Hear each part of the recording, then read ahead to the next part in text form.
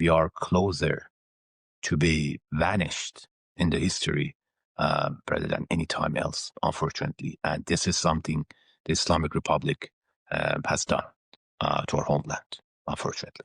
Today on Eye for Iran, 3 stories shaping the lives of Iranians at home and abroad. Iran has gone from drought to scenes of flooding across the country. What's driving these extremes, and why flooding doesn't solve the water crisis? We'll be joined by Roozbeh Eskandari, an environmental researcher and hydraulic structures expert.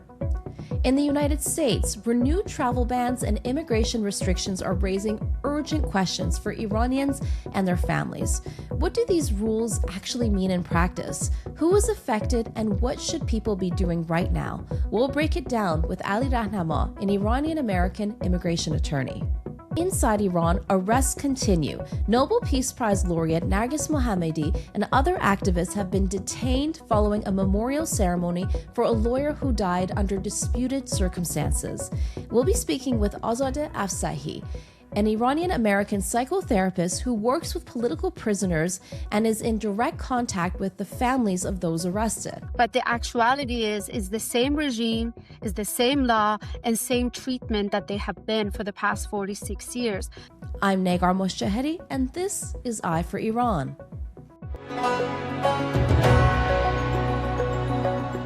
Iran has gone from drought to scenes of flooding across the country. How did this happen, and why now? And what does it actually mean for Iran's water crisis?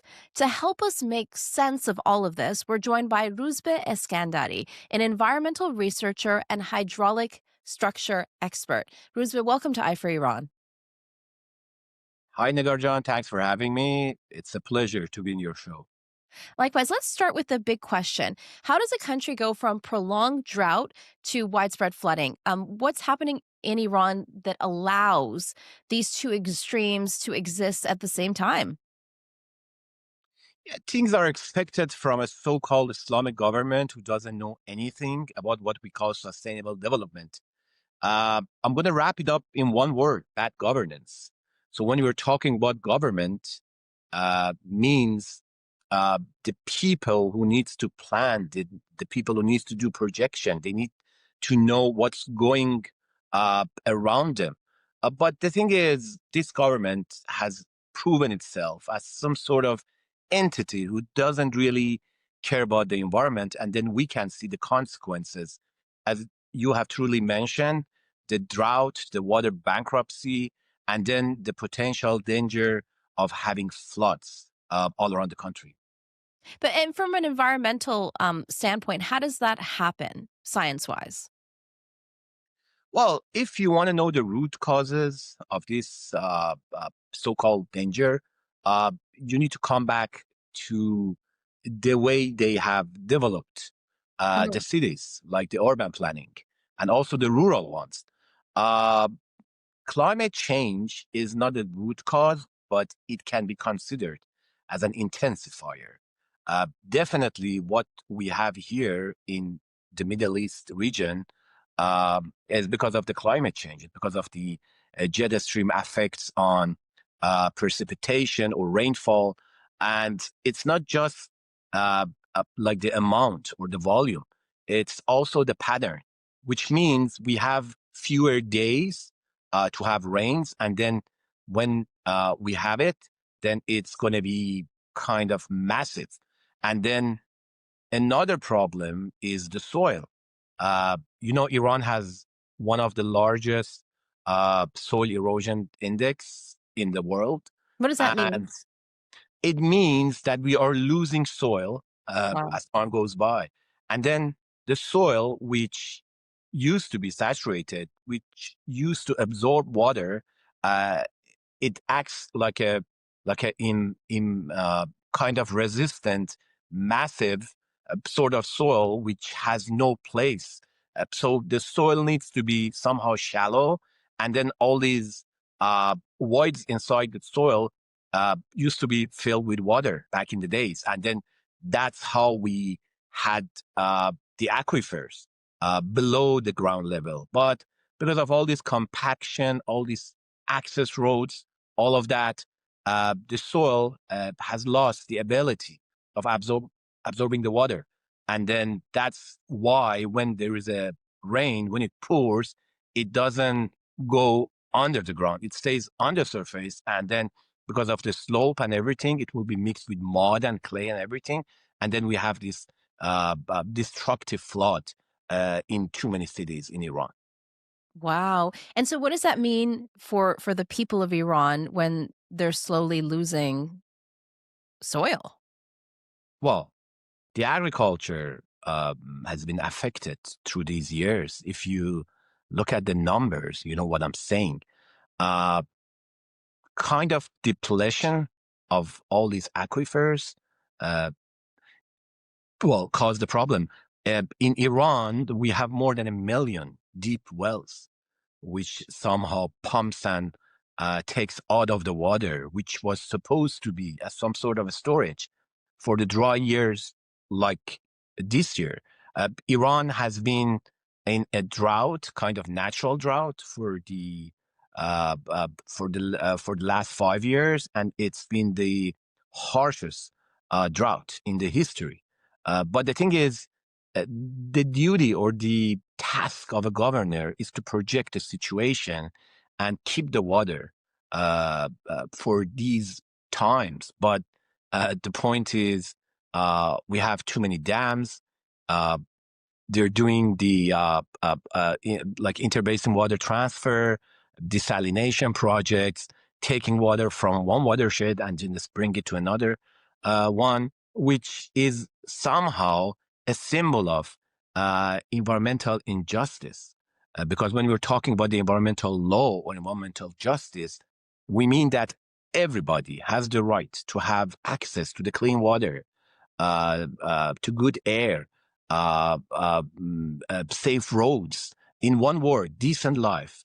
And this is something that the Islamic Republic governments do not believe in. But what about, you mentioned urban development and governance. So what is it about urban development in Iran that's leading to these types of conditions? What are they doing wrong here? They do not comply with the patterns of sustainable development. Hmm. Urban development in Iran, vertically or horizontally, is not as per as water issue.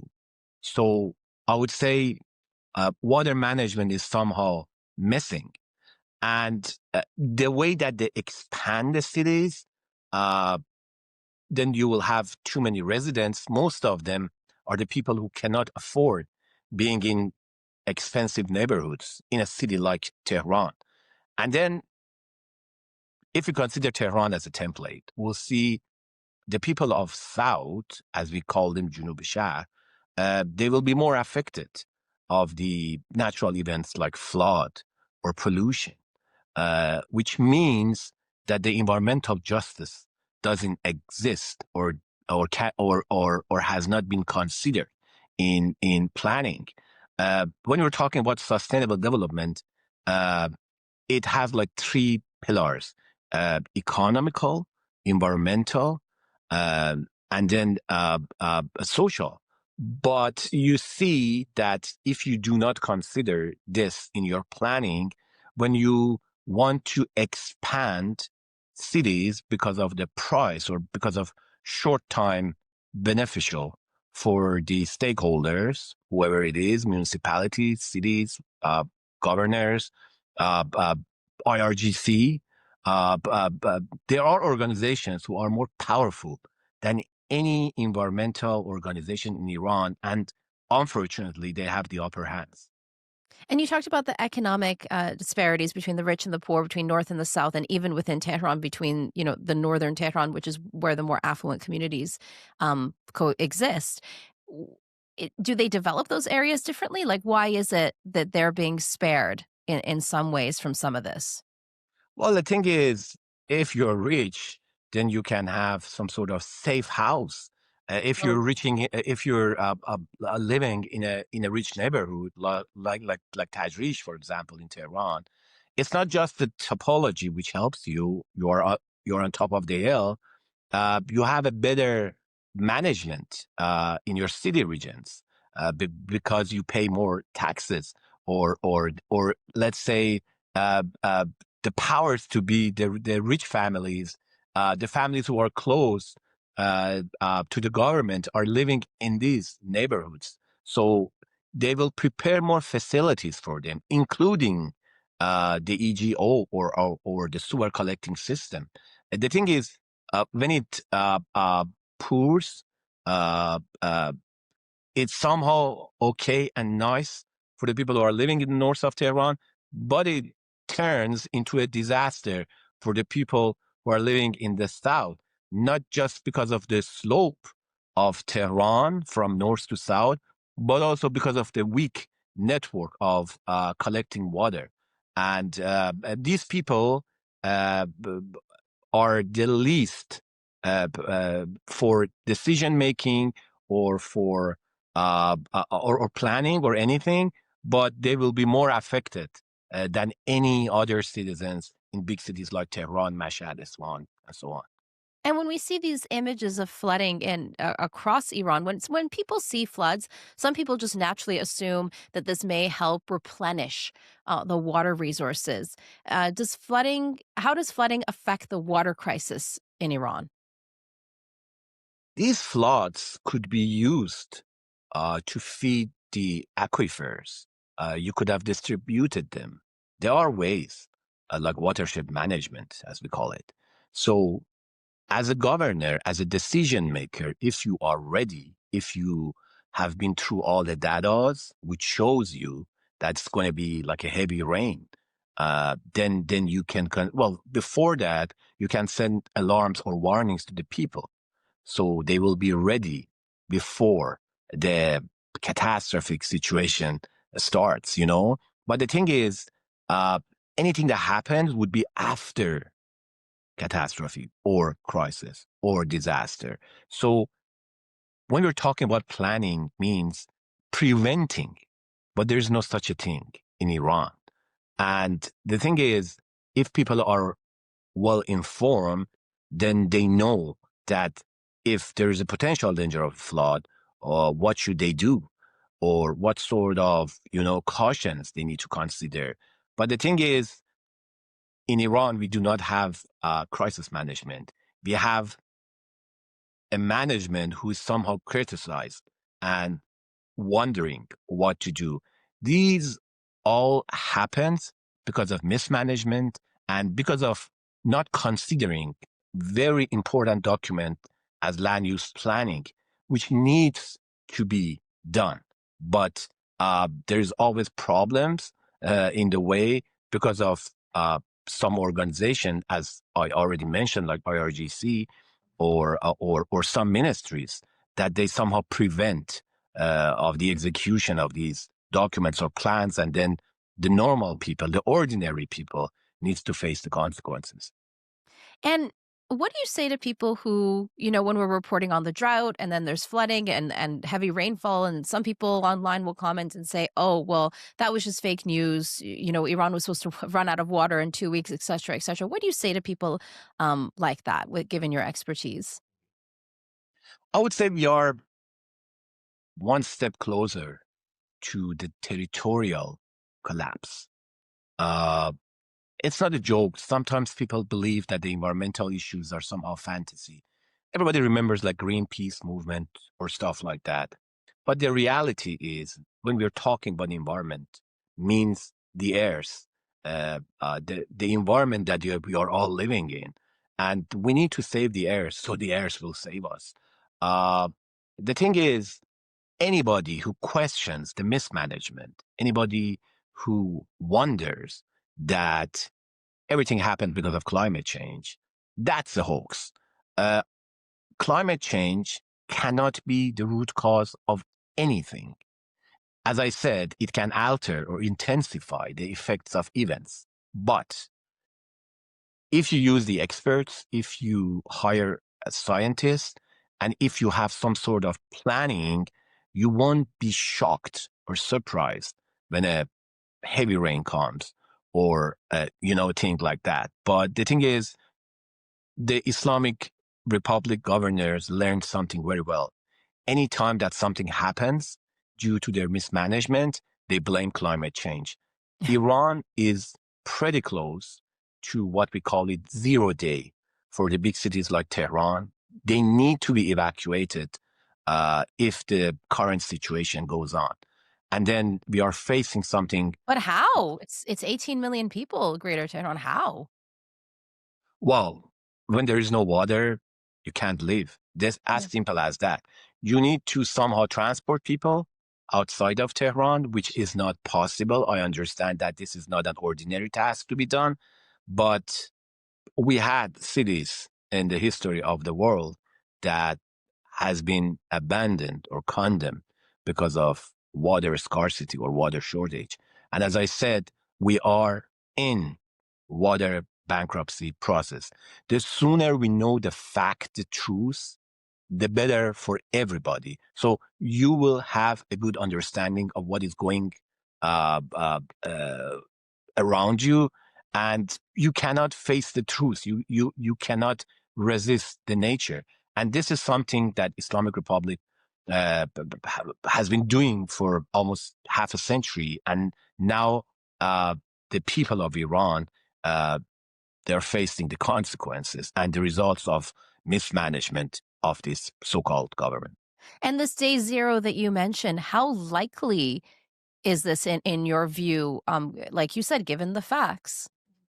Well, in big cities like Tehran, we almost had it. They need to remember that the government they had to bring water, like with tankers, but then it's a kind of like hard controlling of the water consumption, as they call it, jirabandi. So that would be a short-term solution. But if you see the big picture, you need to strengthen your infrastructures. You need to decrease the consumption of water.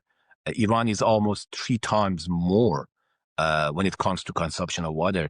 Iran is using almost 90% of its water in agriculture, and then all these products are less than 4% of Iran's GDP, which means they couldn't even turn this damage to environment to the economy. And that would be another a big issue in the future for the farmers, for the people who their lives is somehow depending on the ground. When the land is dry, when you see the numbers of land subsidence or soil erosion or water scarcity, you know that we are pretty close to a land breakdown, and then there will be more consequences as local like immigrations and then settling down around the big cities because of the economical situation, and then you know that it may turn into a revolt or crisis that even this dictatorship would not be able to control. Wow. And I mean, and you mentioned territorial collapse. That's a very powerful um, statement. Can you elaborate on that, on what that means for the future, near future of Iran and this shift now from drought to flooding? What does that signal? This sends a signal that we are pretty close to what we call civil war. Uh, it happened in Syria, and the probability for having this in Iran is pretty much, to be honest with you. Look what happened between two regions of Isfahan and Yazd, or all these water tensions in Khuzestan, in Charmal and Bakhtiyari. So it means that we are getting close to that point, which I call it point of no return, because it could divide people. It could divide different races. It could divide different regions. Yeah. Because when you steal money from one watershed and you transfer it to somewhere else, then both parties will be affected in a long-term consideration or assessment. But this is something that government doesn't believe. I'm quite sure they know what they're doing, but they see Iran's natural resources as some sort of opportunity for their own beneficial purposes. And if you go through water mafia or, IRGC contractors or companies, then you will see most of these money just goes outside to be used in proxy forces use. And this is something that is happening in Iran. It really breaks my heart to talk about all this crisis and disastrous situation. But I would say raising awareness amongst Iranians would be the only thing that people like me are able to do. And that's a really interesting point that you made. I know that, for example, in Esfahan, with there being no water in the Zayanda route, you do hear from locals there saying things like, "Oh, well, so and so from the government lives in Yas, so they're pulling all the water down there," and it creates then conflict between different regions. That's a very good point that I didn't consider. Kind of the more longer term impacts and how, with a lack of resources, that can cause like a resource civil war, like you mentioned. Yeah, I mean, neighbors or even families, they became enemies when it comes to survival. Yeah. And water is something about surviving. It's not about friendship. It's not about relationship. Uh, Without water, without air, you cannot live. As simple as that. Look what happened in Khuzestan. Between Karun 2 and Karun 3 dams, like the situation is similar to what it is in desert, right? There is no water. The soil is salty. The people cannot breathe. Look at the air pollution. So all the standards that need to be considered to have a healthy life, a decent life, have been somehow eliminated from nation, from people of Iran. And as I said, for now, it may sound calm, but I would call it calm before a storm, because uh, when the day comes that there is no drop of water in wells, and you will see cracks in the soil, and you will see that the land subsidence is all over the place. Even now, 50% of Iran's population are living in the places that the risk of land subsidence is high. And that's why I'm talking about territorial collapse or breakdown. And the thing is, the governors who need to plan, who need to remedy this situation, they don't care about these items, unfortunately. Uh, Even if they want to continue uh, ruling over the people, they need to keep people alive. But apparently, they don't care about their environmental justice, or they don't care about their decent lives, as they do not care about their economical situation. And so it seems like this is a way bigger threat than what we hear of, from America or Israel or the whole nuclear file that gets a lot of attention in the media. That's right. The excuse of expending so much money on the nuclear program was to generate electricity, right? Uh, what is the result of all these challenges and fights and problems? It's Boucher power generation, who only generates less than 1% of what we need in our electrical network. So everything this government says is somehow sham, fake news. Uh, they want to deviate like the ideas of the people, not just in Iran, for the whole world. But I would say the Iranians are smart now. They know what this government has done to their land, to their motherland, to Iran. And Iran is the first established country in the world, and we've been there for more than 3,000 years. But I would say we are closer to be vanished in the history rather than any time else, unfortunately. And this is something the Islamic Republic has done to our homeland, unfortunately. Wow. And just to conclude, for people who are seeing this flooding and this rainfall, it's going to do little to nothing to help with the drought, is what it seems like. No, if you do not crack the plans, if you do not know how to distribute the flood, if you are not prepared or ready how to treat with the floods, there will be damages, not use. Uh, for an intellectual, sophisticated government, yes, you can expect this to be used for feeding or filling the aquifers or the groundwater resources, but not with this government, not with these policies that has taken Iran into, as I call it, a point of no return, unfortunately, for the land and for the people, both at the same time. Point of no return.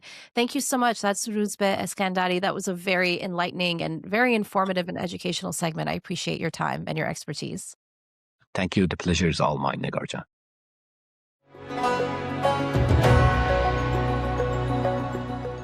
Since President Donald Trump's first administration, most notably with the so-called Muslim ban, people of Iranian origin have faced heightened scrutiny in the United States. Now, following the killing of 2 National Guard members in Washington, D.C. last month by an Afghan migrant, immigration has once again moved to the center of the political debate. President Trump says he is cracking down on immigration in the name of national security with a renewed focus on Muslim-majority countries.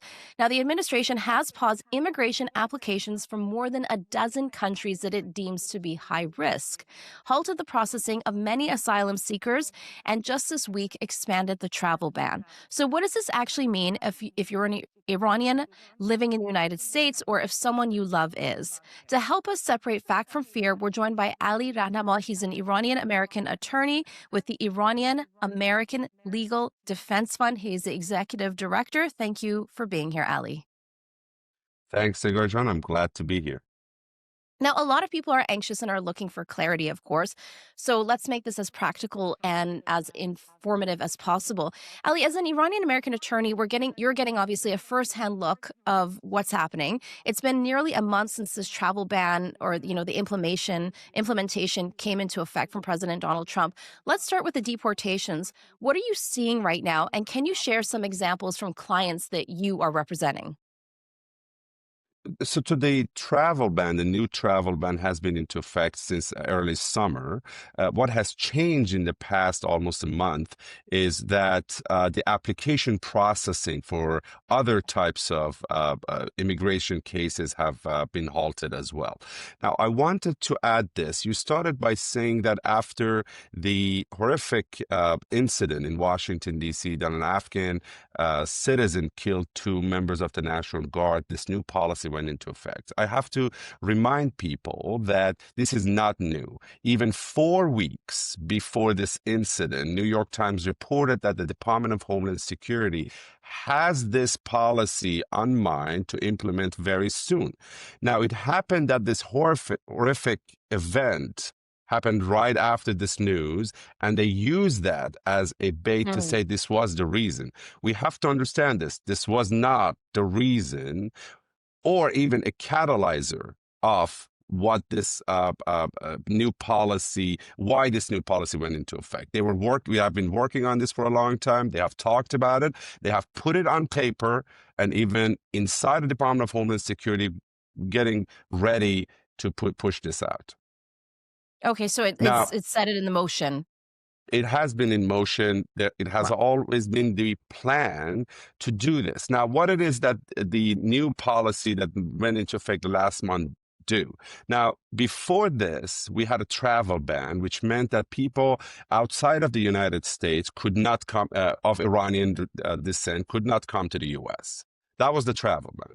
What has happened the last month, from the last month policy, is that the people who are inside the country who have applications pending, for example, if they have applied for green cards, or if they have a green card, they have applied for citizenship, or if they are asylum seekers, they apply for asylum cases, or if they have applied for work permits, those applications are going to be halted now. Well, they said for a short period of time, and President Trump came out and said that temporary pause is going to be forever.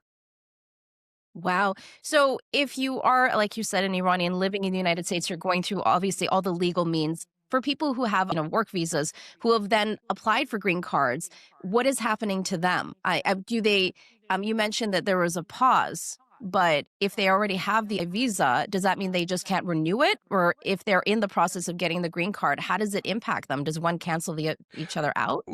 It's a very distinguished set of facts depending on each case. So we can't just generally talk about everyone. But the general idea is if you are on a visa, you probably wouldn't be able to renew that visa, which that simply means that you have to leave the country.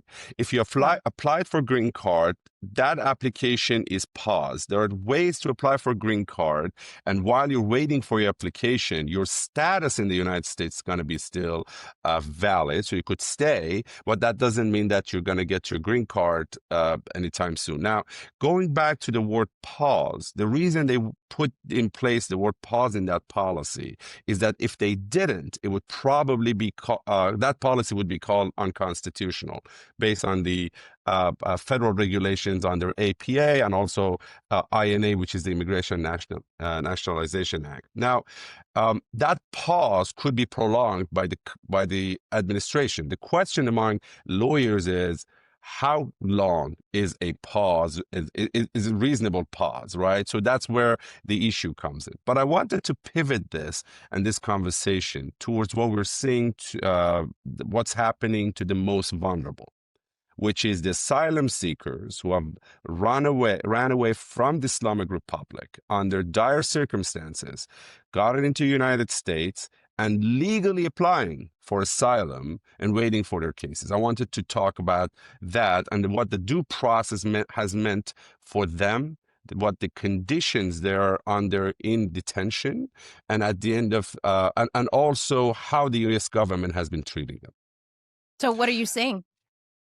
So I had the opportunity to go to many of these detention facilities and observe firsthand, talk to these Iranian asylum seekers. There are three things that are very, very worrying. In terms of the most, highlighted issue here is that the U.S. government has worked hand in glove with the Iranian regime, Islamic Republic, to allow the director of the interest section in Washington, D.C., which is basically the embassy of the Iranian regime here, to go and meet with these people in detention.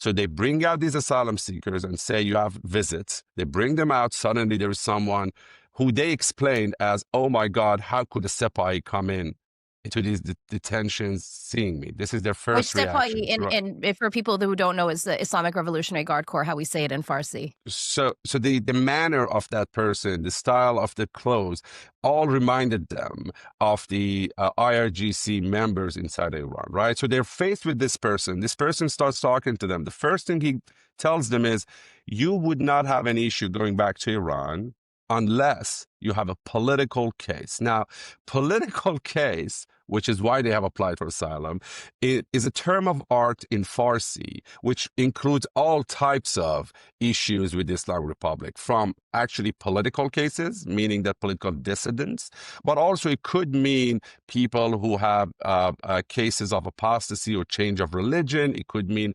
anything relevant to the Sharia law. Their sexuality.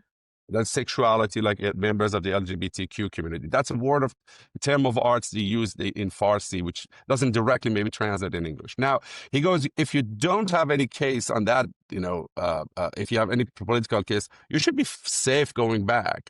And also this person had specific information about cases of these asylum seekers, meaning that he knew the basis of their asylum cases and the details of it. And the issue with that is that this is flat out illegal under the Immigration Nationality Act, which is a federal law, but also a horrible way of dealing with asylum seekers who ran away from a government by the U.S. government.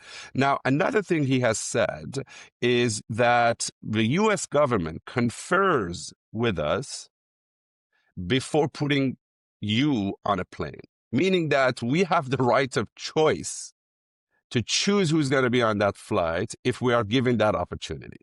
And this just tells us that the asylum seekers here are faced not only with a very hostile U.S. government who doesn't care about due process, but also a U.S. government for the first time is working with the Iranian regime against its asylum seekers. We have never seen that. The Iranian regime never agreed on anything with the American government. This is the first time they're agreeing on something, and that's against the Iranian people and Iranian dissidents, especially the political and religious dissidents. And has anyone that you represented, have they been deported?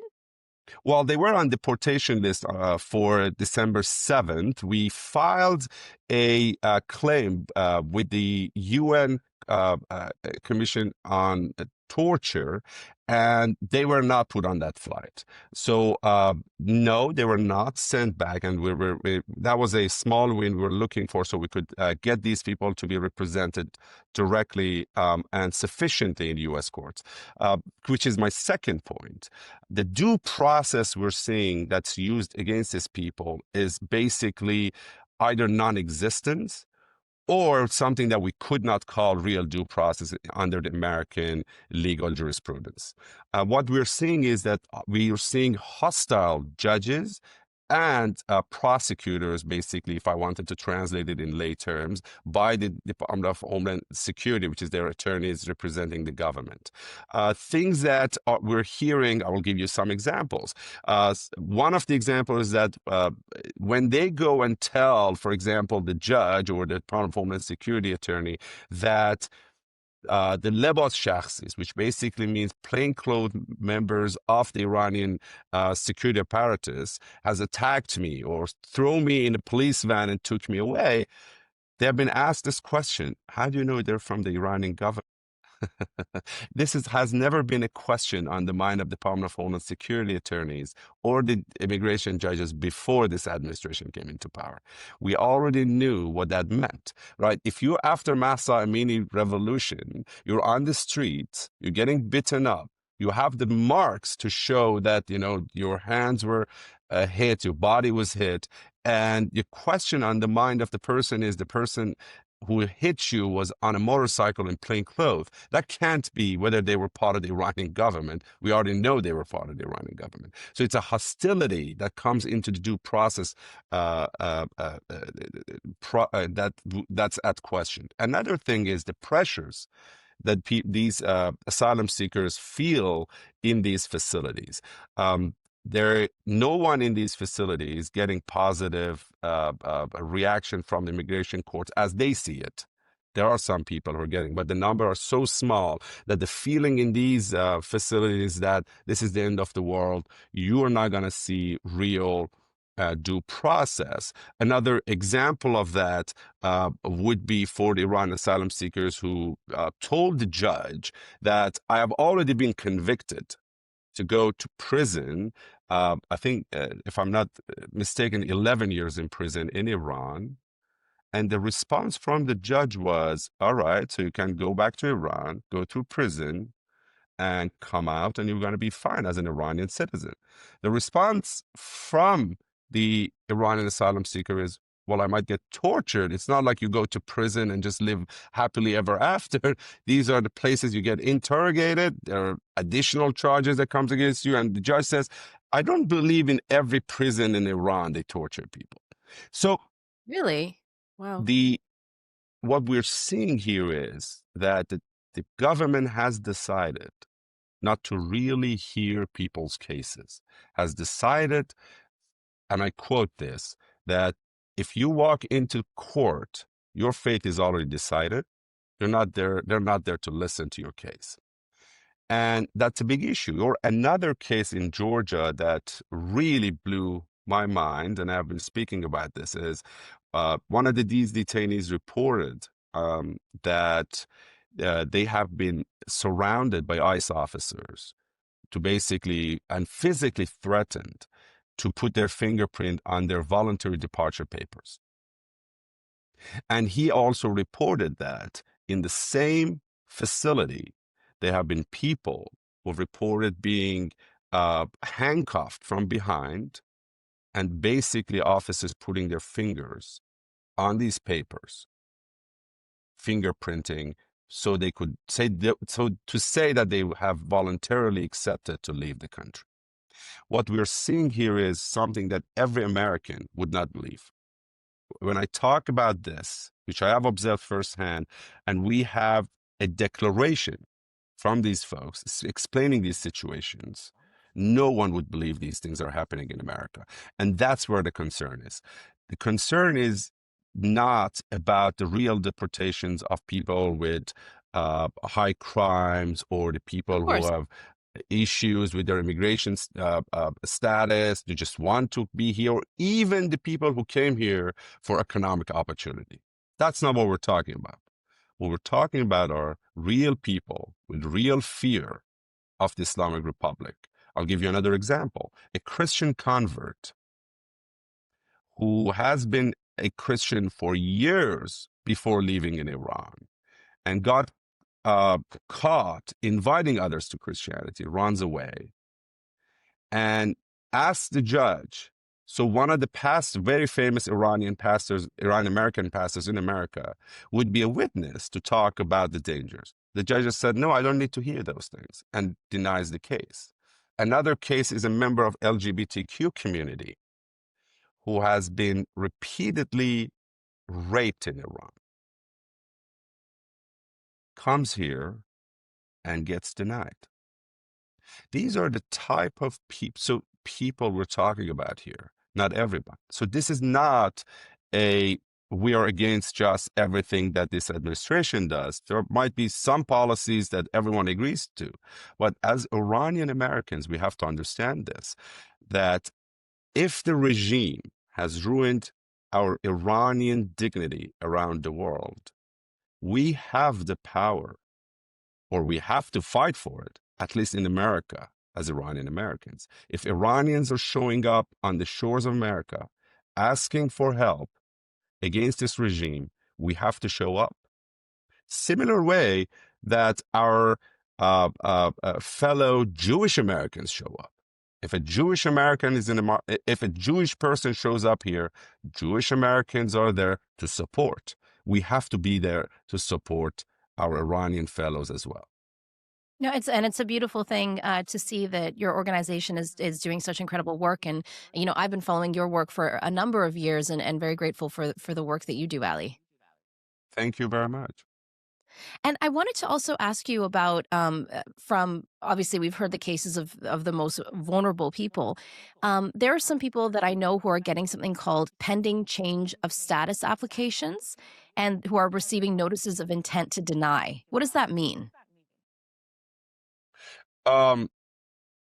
So there are the different types of cases here that we're dealing with. Now, there are cases of Iranians who have been in this country, either applying for permanent residency or applying for different types of visas, so they could stay here, work, or live long term. And what we're seeing is not only their cases are not being processed, some of these cases that have already been either approved or in the process of an approval are being revisited. And while being revisited, they're receiving letters of intent to be denied, denials, which basically means that they have tried to find an issue in their cases or reopened it. So they're asking for more clarification, but in some cases, no clarification.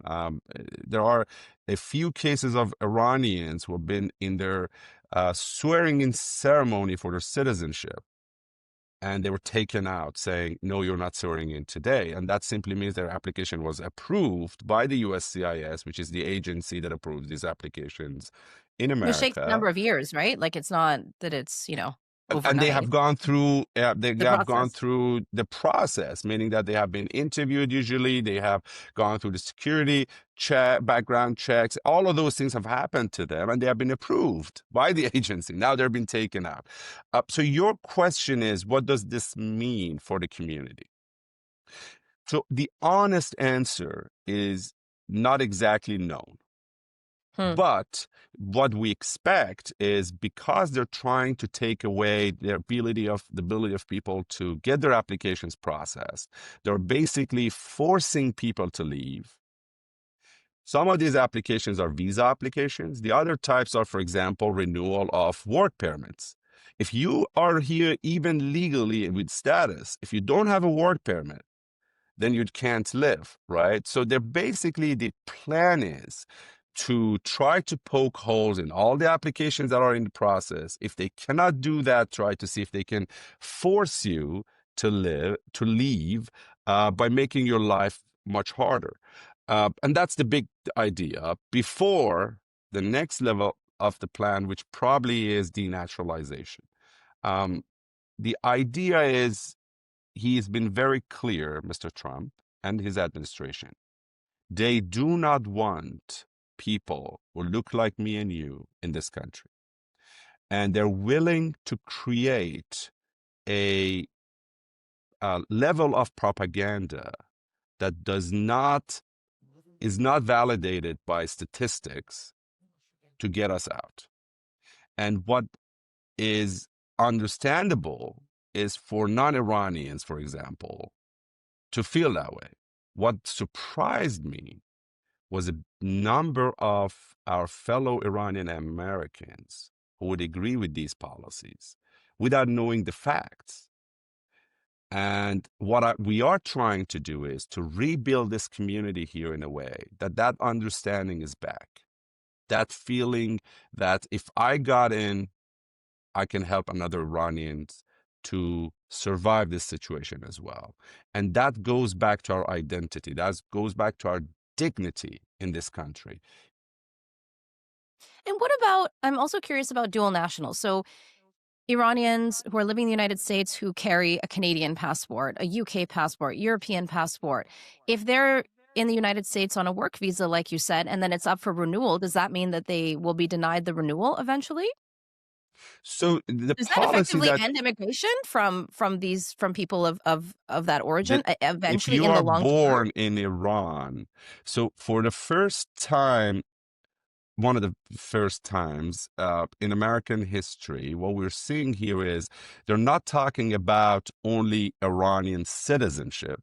What they're including in there is being born in Iran, meaning that if you're born in Iran, but you have a UK passport or a European or any other passport, that does not help you in general. Your cases are going to be the processing of your case is going to be paused. So they're not in this time. They're not outside of the sphere of the influence. No, they're going to be affected heavily. Wow. So would they, I would assume then that they wouldn't be able to apply for their green cards, or if they are, they would just get that denial that we spoke of Well, the because they were question born of in Iran. denial that you spoke of, we don't know yet if they're going to do mass denials on all cases, because we haven't observed it yet. The moment it starts rolling out, then we would know, because it's just very new. What's happening is a pause. Basically, your application is not being processed and just sitting in there, right? Now, for some people, that just basically means they're going to run out of time to be legally present in the U.S.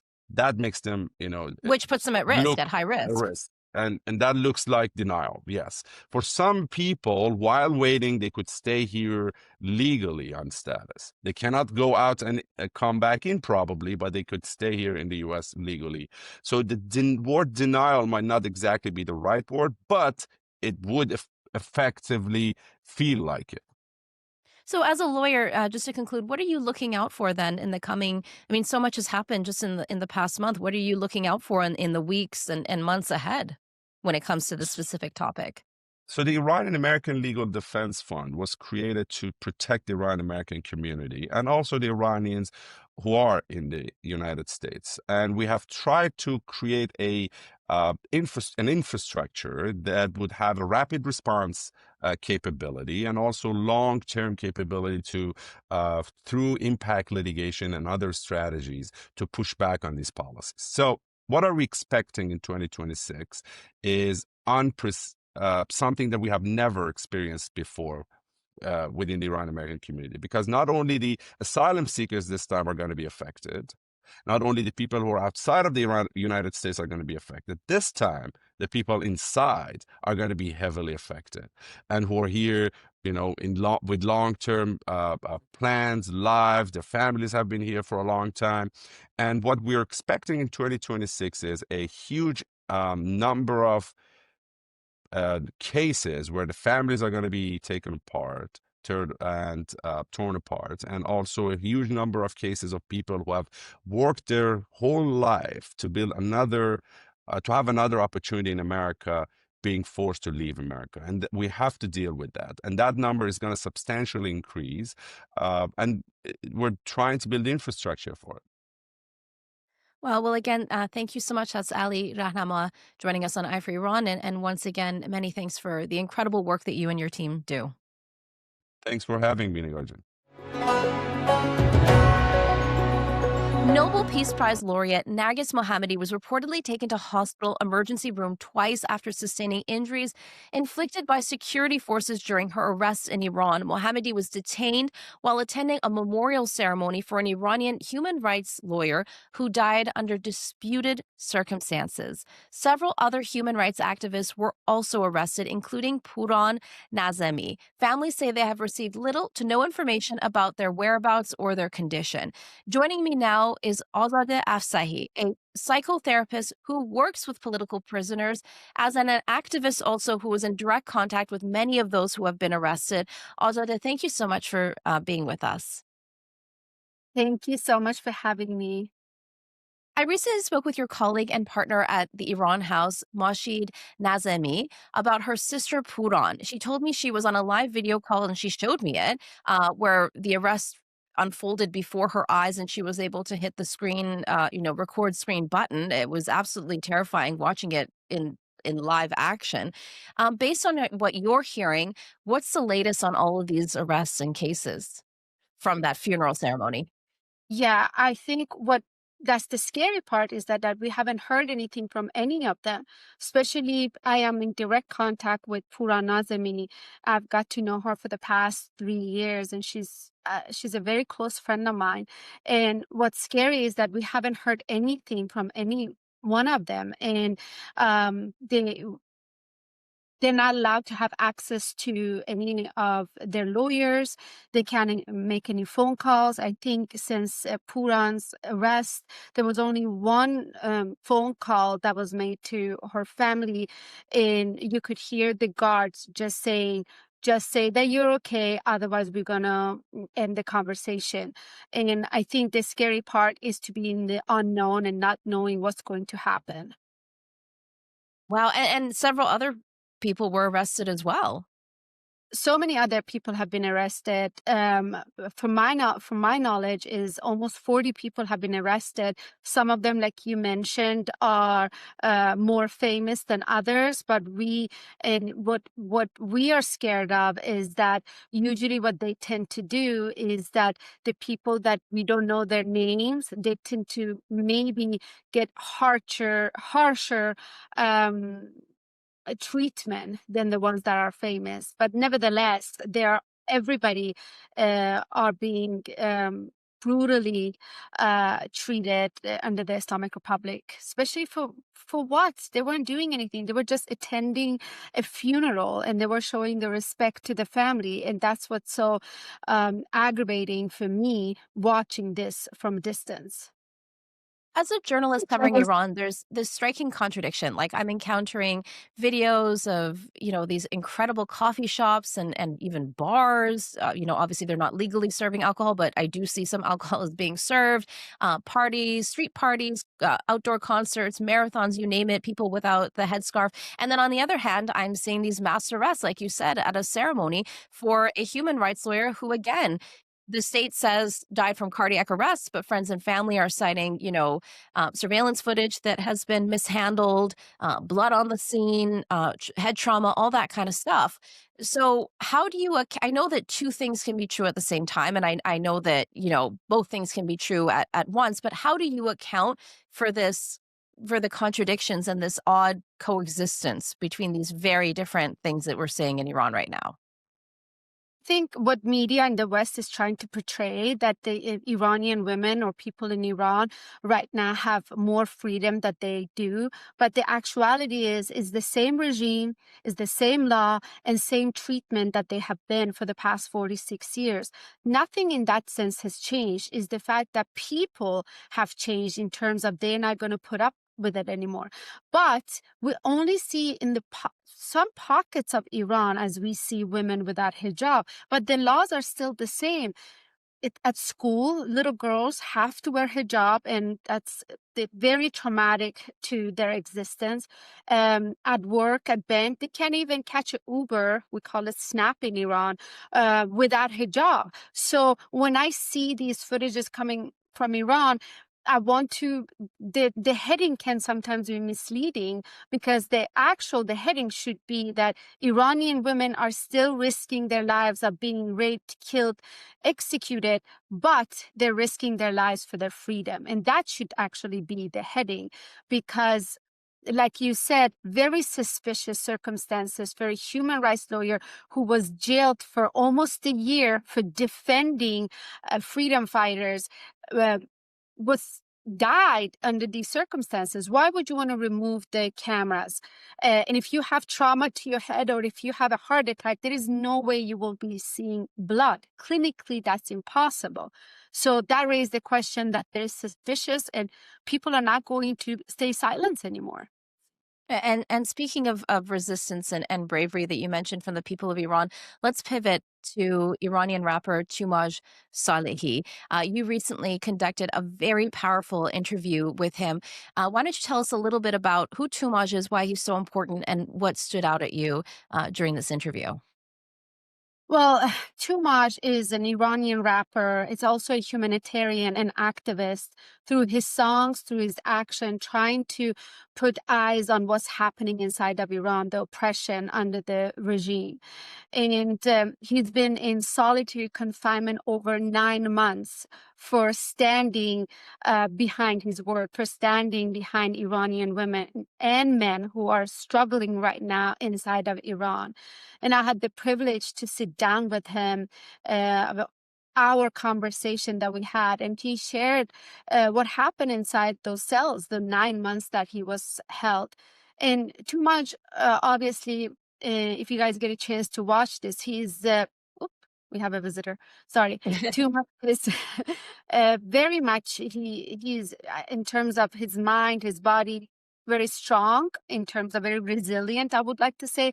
But despite that resilient, we can see as he's sharing how they were playing these psychological games to break him. And I think Toomaj is such an inspiration, and I think that's what regime wants to go after these freedom fighters, because they are inspiring others to take action. And he's inspiring me every day to kind of do what I'm doing, because I live in a free world and I have a freedom of speech. It would be a betrayal to the Iranian people if I don't stand behind them. So actually, before we get to Toomaj, tell us what you do at Iran House. So Iran House is a nonprofit organization. It's called Houses Inc. It's registered at Houses Inc. So what we do, we create healing homes around the world. We started with Iran House, obviously, because I'm Iranian, but we have also started Afghanistan House, and the next one is going to be Sudan House, as we provide 360-degree help. We have mental health services, we have medical services, and we have also legal services. As when you help that kind of population, you can't just have one slice of the pie. You have to help them throughout the whole 360. That's amazing. And going back to Toomaj, what did he reveal to you that you want people to know? Because he really opened up to you a lot during that interview that you don't normally hear from, especially from Iranian men. From Iranian men, and I think this was his first sit down since he was released. Yes. And I have to say, I was so scared. I'm like, what if he shares something? And you'd never know. You'd never I know know, with because he had an interview with CBC News. I remember weeks before his first arrest, and they used that as, I think it was working with an enemy state or something along those lines, with the charges that the Iranian government handed down to him for just talking to a news outlet in Canada. Yeah, so you can understand where my fear was coming from. But 100%.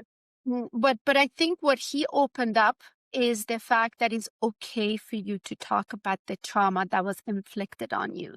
He opened that door so other people can step forward, because oftentimes what we see with activists, they don't want to say what happened to them because they believe if they do expose, it's going to weaken who they are, but also it's going to scare other people for wanting to step forward.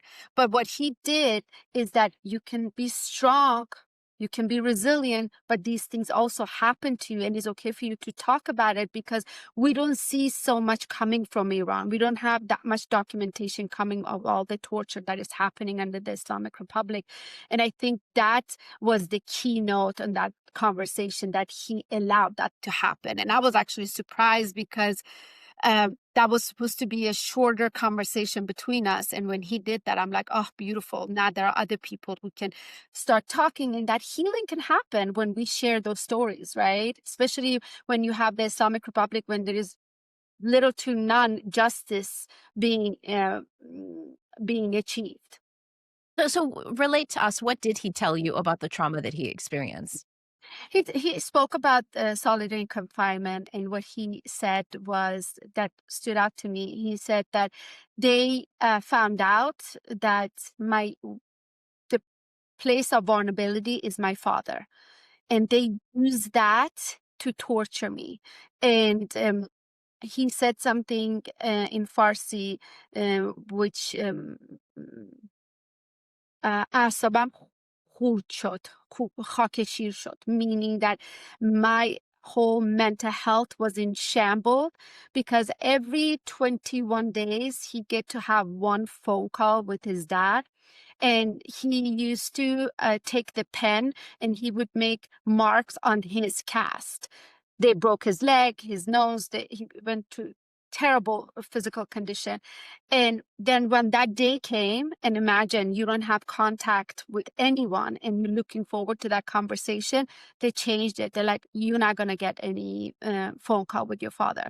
And that, to him, when he described it, that was the worst part of torture, because we have seen it often. They use family members because they know family members can really get them to break them and to dehumanize them. That's what the Islamic Republic want to know. They want them to know that you have no right as a human being for speaking up. So we're going to take all the rights and we are going to do it in the worst case possible. Wow. That's very compelling and amazing that he was able to share that with you. Again, part of the healing process for not just him, but people like him. To conclude, is there anything you'd like to add to our conversation? I think I would like to add that now that we have had this conversation with Toomaj, and we see Puran, Nazanin, and all the other activists bravely are standing up. They are saying it's okay for you to. It's okay for you to stand up, to believe in what you believe in, to set yourself free and help others. And I think that's kind of the lesson that we can all, not even people in Iran, everywhere, that it's okay for you to stand up for what you believe is right. Wonderful. Thank you so much. That's Azadeh Afsahi joining us on Eye for Iran. Thank you. Thank you so much. You can sign up for our weekly briefing newsletter at iranintl.com/newsletter. We deliver what you need to know with top stories, key analysis, and exclusive reports direct to your inbox. The Eye for Iran podcast series is brought to you by Iran International, your go-to destination for expert Iranian news in both Farsi and English. For more, you can head to our dedicated English website at iranintl.com/en.